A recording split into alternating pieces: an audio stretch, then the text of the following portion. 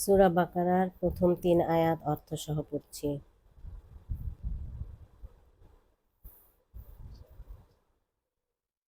পরম করুণাময় দয়ালু আল্লাহর নামে শুরু করছি।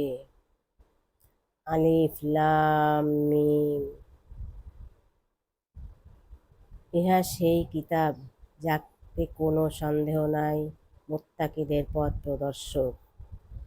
যারা গায়েবে বিশ্বাস করে, ঠিকভাবে নামাজ পড়ে ও তাদের যে রিজিক দিয়াছি তা হইতে খরচ করে। তোমার প্রতি যা অবতীর্ণ করেছি এবং তোমার পূর্বে যা অবতীর্ণ করেছি তাতে যারা বিশ্বাস করে এবং যারা পরকালের উপর দৃঢ় বিশ্বাস রাখে। নামকরণ। সূরা বাকারার অর্থ গাভী। এই সূরার এক স্থানে গাভীর ঘটনা বিবৃত হয়েছে বিধায় এর নাম হয়েছে সূরা বাকারা।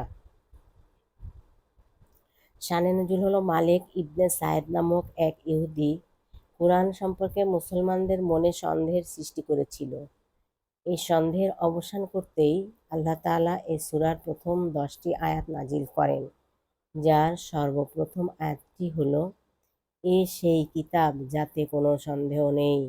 মুজাহিদ রাদিয়াল্লাহু তাআলা বলেন, এই সূরার প্রথম 4টি আয়াত মুসলমানদের শানে, পরের 2টি কাফিরদের সম্পর্কে এবং অতঃপর 13টি আয়াতে মুনাফিকদের মুখোশ উন্মোচন করা হয়েছে।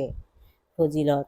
হুজুর সাল্লাল্লাহু আলাইহি ওয়াসাল্লাম ইরশাদ করেছেন যে এই সূরা পাঠ করবে সে বরকত লাভ করবে, আর যে পাঠ করবে না সে প্রকৃত হতভাগা।